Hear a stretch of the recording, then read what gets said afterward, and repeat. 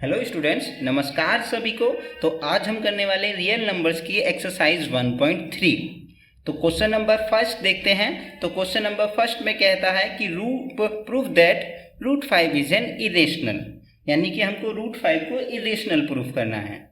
और अगर आपने एक्सरसाइज 1.1 और 1.2 नहीं देखी है और देखना चाहते हैं तो जाकर देख सकते हैं पिछली वीडियोज़ में मेरी। तो चलिए शुरू करते हैं। Question number 1। तो देखिए ये कह रहा है कि रूट 5 को इरेशनल प्रूफ करना है। तो यहाँ पे हम सबसे पहले क्या करेंगे, एक्चुअल में एक फिक्स तरीके का स्टेप समझ सकते हैं आप। कोई भी क्वेश्चन आए आपका रूट 3, रूट 5, रूट 7, रूट 11, किसी को भी अगर वो प्रूफ करने के लिए कहता है इरेशनल, तो लगभग सेम तरीके का है, बस डिजिट वहाँ पे चेंज हो जाएगा। तो इसमें सबसे पहले हम करेंगे लेट अस अज्यूम। हमने अज्यूम कर लिया, और अज्यूम कैसे करा, to the contrary. Contrary means होता है अपोजिट। कॉन्ट्रेरी मीन्स अपोजिट, यानी किसी चीज के कंप्लीटली डिफरेंट। तो यहाँ पे रेशनल बोला है तो हमने उसके कंप्लीटली डिफरेंट उसको मान लिया कि ये रेशनल है।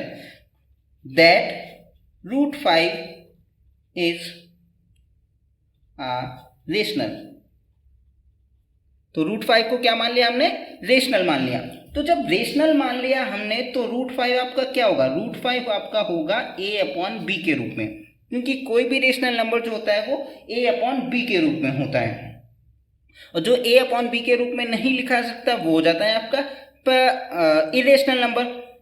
तो यहाँ पे जब हमने इसको रेशनल माना तो a/b के रूप में लिख सकते हैं, या फिर p/q कहना चाहे p/q कह सकते हैं। तो अब इसके बाद हमको इसका स्क्वायर हटाना है, स्क्वायर रूट हटाना है, सॉरी। तो जब स्क्वायर रूट हटाने के लिए क्या करेंगे, स्क्वायरिंग करेंगे, स्क्वायरिंग बोथ साइड।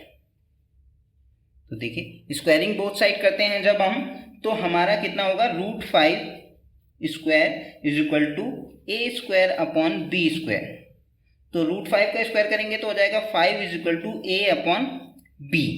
तो जब ये, अब यहाँ पे देखिए, सॉरी इधर a² भी है, तो a² की वैल्यू निकालेंगे तो b को उधर भेज देंगे तो बन जाएगा 5b²। तो यहाँ पे a² की वैल्यू निकाल ली अब हमने। तो अब इस इक्वेशन को देखिए, इस इक्वेशन को नाम दे देते हैं हम इक्वेशन 1। इस इक्वेशन को देखें तो a² के जो फैक्टर्स हैं वो 5 × b हैं। तो इससे हमें पता चलता है कि जो 5 है वो इसका एक क्या है, फैक्टर है। तो जब फैक्टर है तो हम कह सकते हैं कि a² इज डिविजिबल बाय 5। तो a² डिविजिबल 5 है तो a भी क्या होगा, डिविजिबल बाय 5 होगा। सो a is also divisible by 5, क्योंकि अगर किसी नंबर का स्क्वायर उससे नंबर से कट रहा है तो वो नंबर भी क्या होगा, उस नंबर से कट जाएगा। जैसे यहाँ a² 5 से कट रहा है तो a भी क्या होगा आपका 5 से कटेगा, यानी डिवाइड होगा। तो इसीलिए वो इससे भी a² डिविजिबल है तो a भी क्या हो गया आपका, डिविजिबल हो गया। अब देखिए नेक्स्ट स्टेप, देखिए नेक्स्ट में क्या करना है, अब हमको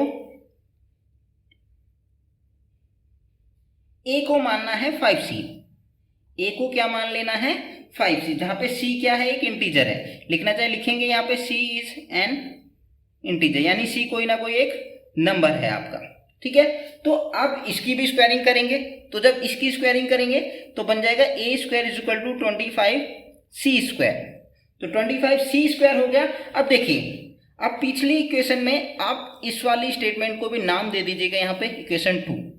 तो पहली स्टेटमेंट से हमारा आया था a² की वैल्यू कितनी आई, 5b², और यहाँ पे a² इक्वल 25c² हो गया।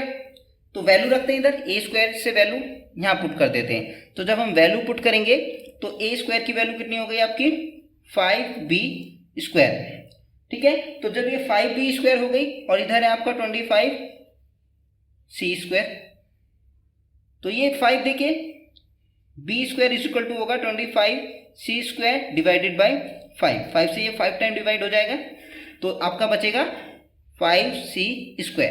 तो b² की वैल्यू कितनी आई, 5c²।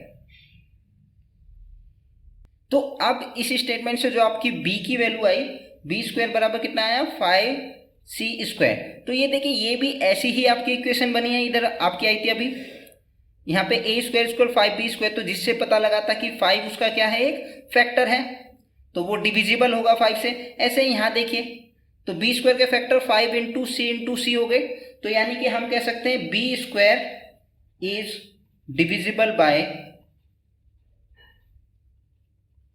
5।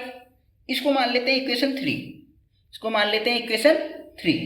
तो अब जरा फ्रॉम इक्वेशन 2, और हाँ सॉरी एक चीज स्टार्टिंग में और याद रखना, यहाँ पे आपको लिख देना a एंड b आर को प्राइम। ए और बी क्या है आपके को प्राइम है। को प्राइम मतलब होता है जिनमें दोनों नंबर्स में 1 के अलावा कोई भी कॉमन फैक्टर ना हो, तो वो होते हैं आपके को प्राइम। ठीक है, तो ये हमने ए और बी यहाँ पे को प्राइम लिख देना इधर।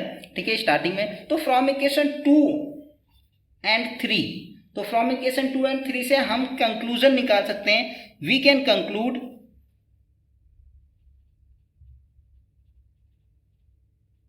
That A and B are not co-prime because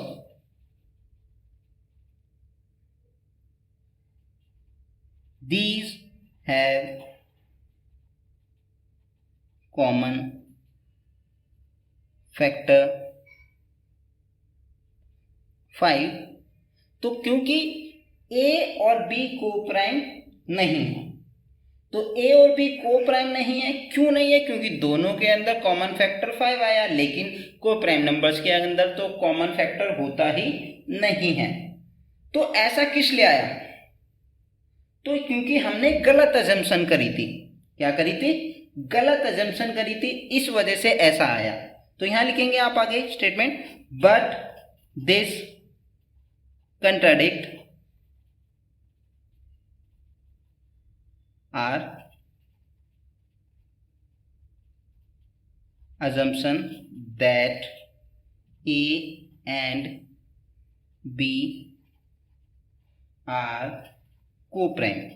क्योंकि हमने स्टार्टिंग में माना था कि A और B क्या है, को-प्राइम है, तो ऐसा इसलिए हुआ क्योंकि हमने गलत अजम्पशन करी थी। तो ये उस चीज का विरोध करता है, यानी कंट्राडिक्ट करता है। तो इसीलिए ये क्या हो गया, हैंस √5 is an irrational। एक बार और समझा देता हूं, स्टार्टिंग से देखिए। सबसे पहले करना है आपको, क्या करना है, लेट कर लेना है इसको। लेट करेंगे कि let assume to the contrary that √5 is an rational sorry. तो √5 को यहाँ पे रेशनल मानना है, रेशनल है तो A/B के रूप में लिख सकते हैं। यहाँ पे A/B, A और B आपके क्या है, को प्राइम है। फिर दोनों को स्क्वायरिंग करनी है, स्क्वायरिंग करके A² की वैल्यू निकालनी है, तो उससे पता चलेगा कि वो उसका एक फैक्टर है। अगर यहाँ 7 होता तो यहाँ 7 आता, लिखते हैं आप डिविजिबल बाय 7। फिर उसके बाद A को मान लेना है 5C। अगर √7 होता तो 7C हो जाता, √3 होता तो 3C हो जाता, √11 होता तो 11C हो जाता। फिर उसकी भी स्क्वायरिंग करनी है, स्क्वायरिंग करी तो आगे सॉल्व करेंगे तो इस तरीके से B² की वैल्यू आपकी 5C² आ जाएगी। B² = 5C² आ जाएगा। तो ये B² 5C² आ गया। फिर वही B² 5 से डिविजिबल है, यहाँ से पता चल रहा है क्योंकि 5 इसका एक फैक्टर है। तो फ्रॉम इक्वेशन 2 एंड 3 हम कह सकते हैं कि हमने जो माना था वो गलत माना, क्योंकि दोनों के अंदर क्या है, एक कॉमन फैक्टर 5 आ रहा है। यानी कि हमने माना था कि ये को प्राइम है, लेकिन ये तो को प्राइम नहीं है क्योंकि दोनों के अंदर कॉमन फैक्टर क्या आ रहा है, 5 आ रहा है। तो ऐसा इसलिए क्यों हुआ, क्योंकि हमने गलत अजम्पशन मान ली थी। गलत क्या माना था कि हमने उसको गलत मान लिया था कि ये रेशनल नंबर है, तो इस वजह से ऐसा हुआ। तो हम आखिर में कहेंगे हैंस √5 इज एन इरेशनल। चलिए आज के लिए इतना ही, आशा करता हूँ आपको समझ आया होगा। Thank you.